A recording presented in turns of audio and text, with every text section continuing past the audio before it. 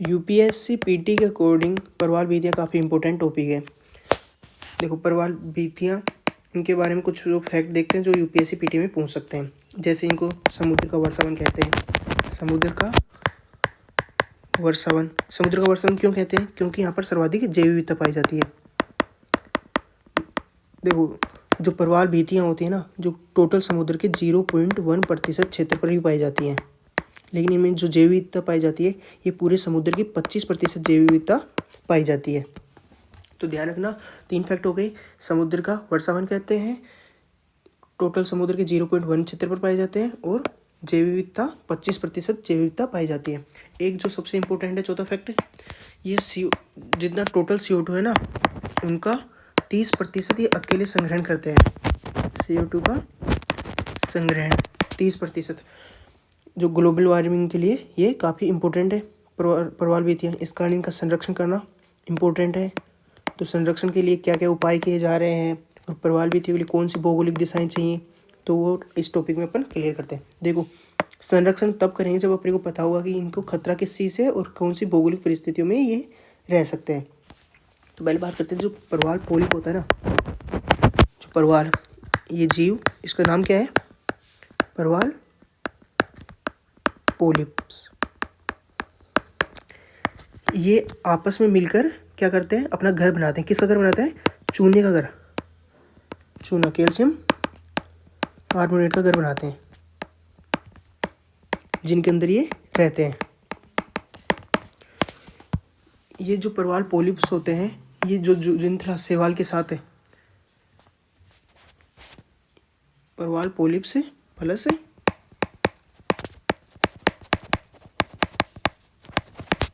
ये किसके साथ सहयोग करते हैं? जुक्सेनथेला के साथ। जुक्सेनथेला एक शैवाल है।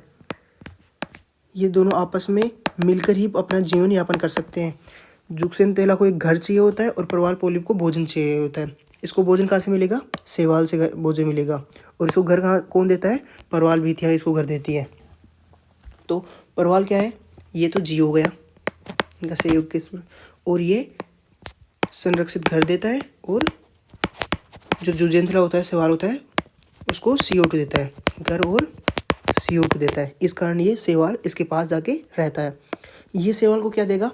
ये 90% भोजन यही बनाता है, तो ये परवाल को भोजन देगा। और आपने देखा होगा जो परवाल भीतियाँ होती हैं ना, वहाँ पर रंग बिरंगी होती हैं, तो ये शैवाल का ही रंग होता है, ना कि वो परवाल का रंग होता है।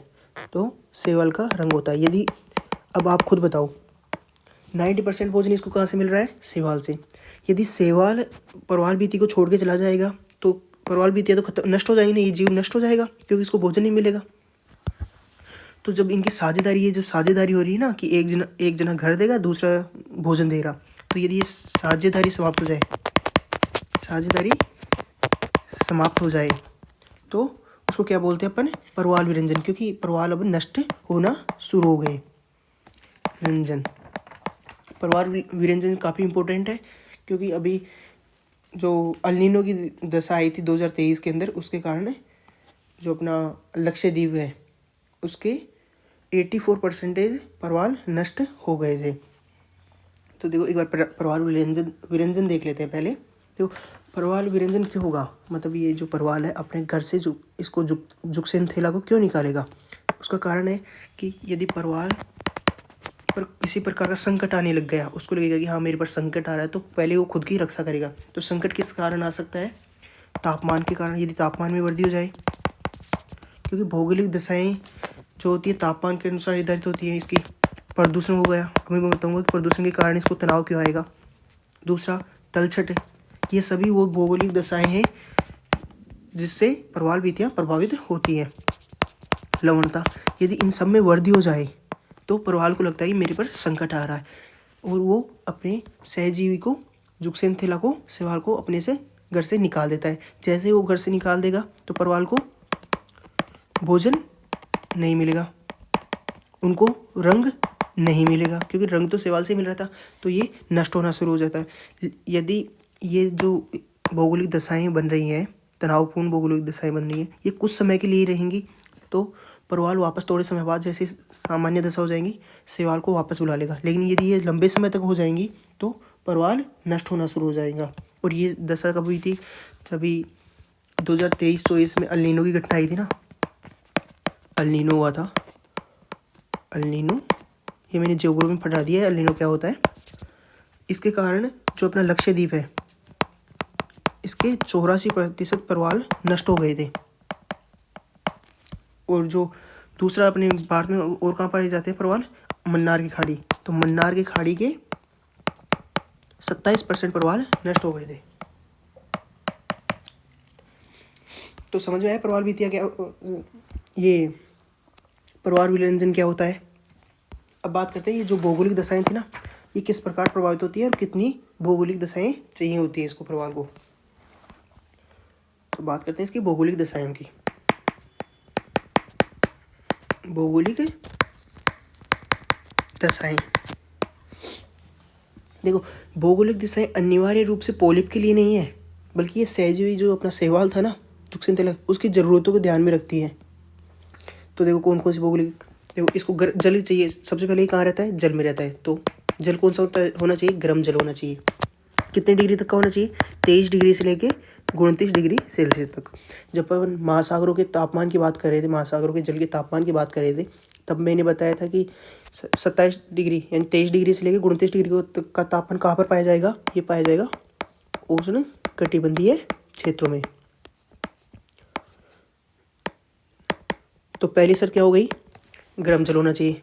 तो यदि इनकी जो शर्त है 23 डिग्री से 29 डिग्री तक का इनका जल होना चाहिए, तो ये कहाँ पर पाया जाएगा? उष्ण कटिबंधीय क्षेत्रों में। तो एक बात यहाँ से क्या निकल के आई कि परवाल वितियाँ मुख्यतः उष्ण कटिबंधीय क्षेत्रों में ही पाई जाती है, ध्यान रखना। दूसरी शर्त क्या है इसकी? इनके लिए जो जल होना चाहिए वो उथला जल होना चाहिए। कौन सा जल होना चाहिए? उथला जल, यानी ज़्यादा उसकी गहराई नहीं होनी चाहिए। यदि ज़्यादा गहराई होगी तो क्या नुकसान होगा? क्योंकि प्रकाश संश्लेषण नहीं हो पाएगा। तो 50 मीटर तक की गहराई होनी चाहिए, 50 मीटर से कम होनी चाहिए गहराई। 50 मीटर से कम क्यों होनी चाहिए? अभी मैंने बताया कि प्रकाश यदि अधिक गहराई होगी तो वहाँ पर प्रकाश संश्लेषण नहीं हो पाएगा। प्रकाश संश्लेषण नहीं हो पाएगा तो वो भोजन कैसे बना पाएगा? शैवाल यदि भोजन नहीं बना पाएगा तो वो नष्ट होने शुरू हो जाएंगे। तो इस कारण उनको उथला जल चाहिए 50 मीटर से कम गहराई वाला। तीसरी भौगोलिक शर्त क्या है कि जल साफ होना चाहिए। अच्छा, जल स्वच्छ और साफ क्यों होना चाहिए? देखो जो पहला रीजन प्रकाश संश्लेषण, यदि साफ जल नहीं होगा तो प्रकाश संश्लेषण सूरज का जो सूर्य ताप है वो साफ तरीके से नहीं जा पाएगा।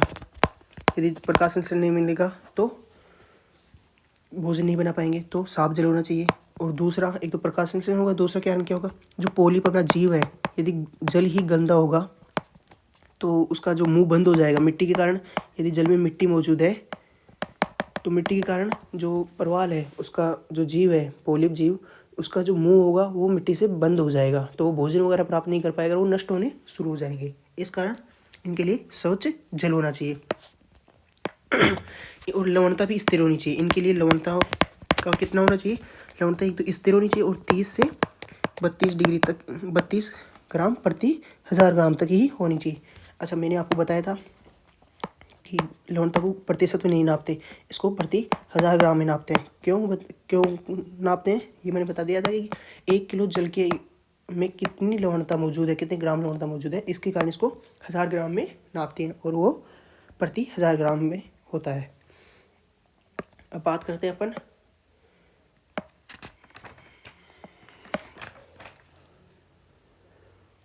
अच्छा, ये अपन इनके संरक्षण की बात की थी। तो संरक्षण की कौन कौन कोई उपाय है क्या संरक्षण के? देखो संरक्षण के कौन कौन से उपाय अपनाए जाते हैं। संरक्षण के लिए जो उपाय अपनाए जाते हैं वो 2 विधियाँ अपनाई जाती हैं। आपने करंट अफेयर और साइंस टेक में को पढ़ा होगा। जैसे एक तो है बायोरोक तकनीक। बायोरोक तकनीक ये मैंने PYQ में स्टेट PCS के में या फिर IAS PCS के में अपने पर्सन देखा था। बायोरोक तकनीक के बारे में था कि किससे संबंधित है, ये किससे संबंधित है? आर्टिफिशियल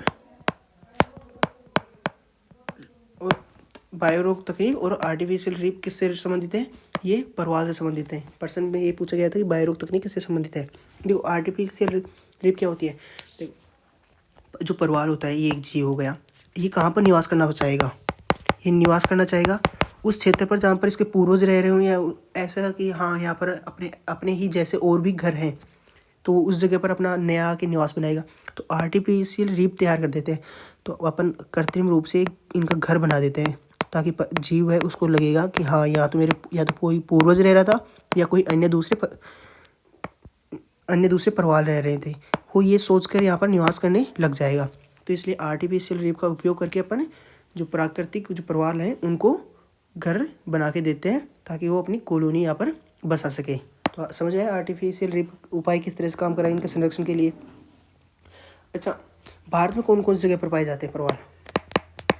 भारत में कौन कौन सी जगह पर पाए जाते हैं? एक तो पाया जाता है अंडमान निकोबार में, अंडमान एंड निकोबार में।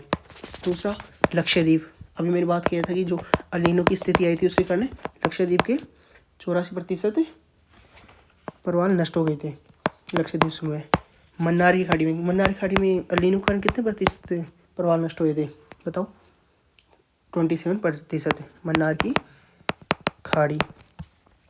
चौथा कच्छ की खाड़ी, जो अपना गुजरात का जो कच्छ क्षेत्र है वहाँ पर भी परवाल बेतियाँ पाई जाती हैं, और वहीं पर शायद जो इतना मेरे दिमाग में आ रहा है, वहीं पर पहली बार बायोरोक तकनीक का उपयोग करके ही परवालों को बसाया गया था। बायोरोक तकनीक क्या होती है कि जल के अंदर एक सॉरी मेरे अभी दिमाग में नहीं आ रहा क्लियरली, तो बताने का कोई गलत जानकारी देने से नुकसान ही होगा, ठीक है। अभी अच्छा, परवाल बीतियों के प्रकार कौन कौन से होते हैं? मतलब किस किस प्रकार, मतलब परवाल के प्रकार नहीं होते ये प्रकार, मतलब परवाल बीतियों के प्रकार का मतलब होता है कि किस डायरेक्शन में निवास कर रही हैं, इनका घर किस प्रकार से है। ये सीधा मतलब तट, जो अपना ये तट हो गया, तट के पास में थोड़ी दूर पर जाके वो घर बना रही हैं, या फिर अवरोधक भित्ति, मतलब एक आसपास का जो ग्रेट बैरियर रीफ के बारे में सुना होगा ना, कि एक यूं नाल के आकार का अपना घर बनाती है, तो मतलब किस तरह का घर बना रही है उसके आधार पर अपन परवाल भित्तियों के घर की बात करते हैं। देखो भित्ति का मतलब तो घर ही होता है ना, कि मतलब परवाल तो हो गया, परवाल जीव जो भित्ति बना रहा है मतलब अपना निवास स्थान बना रहा है, वो किस किस प्रकार के होते हैं। या तो तटीय भित्ति होगी,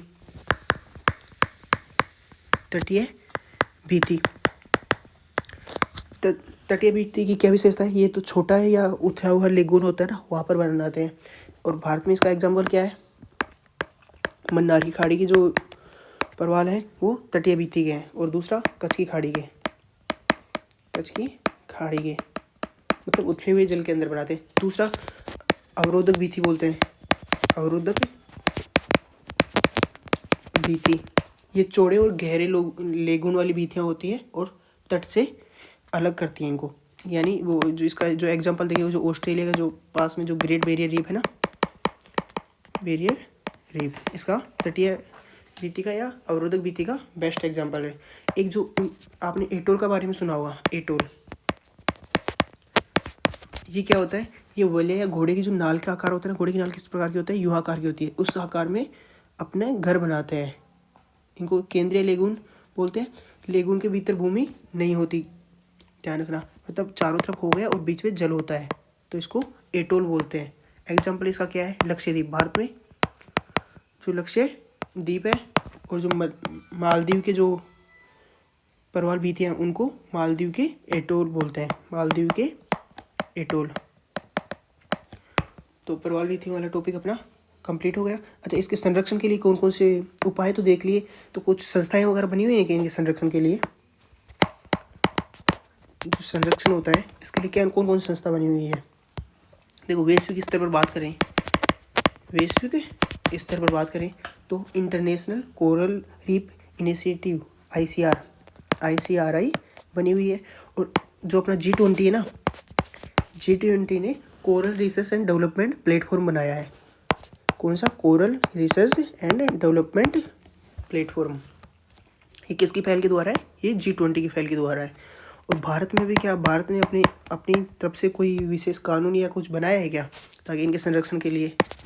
इनके संरक्षण के लिए भारत ने तो समुद्री संरक्षित क्षेत्र घोषित किया हुआ है, संरक्षित क्षेत्र घोषित किया गया, यानी कोई गतिविधियां वगैरह यहाँ पर प्रतिबंधित होंगी।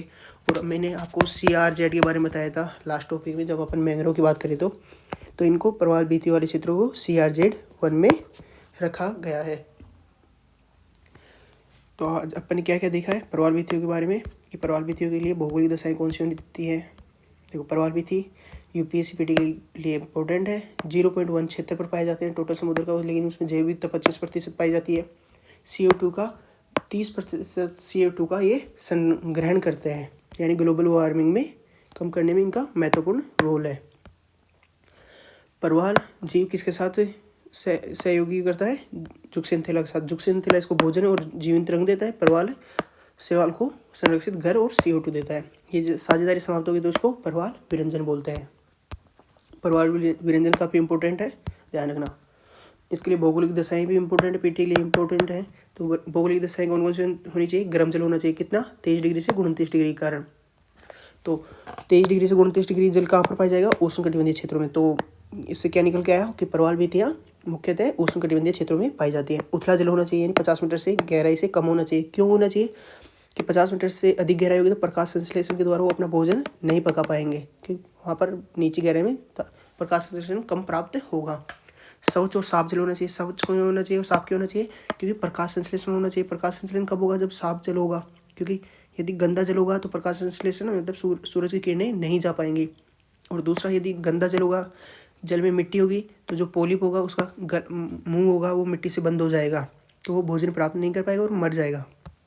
लवणता कितनी होनी चाहिए, 30 से 32% की समथिंग लवणता होनी चाहिए। लवणता स्थिर होनी चाहिए, लवणता में ज़्यादा बदलाव नहीं होता रहना चाहिए।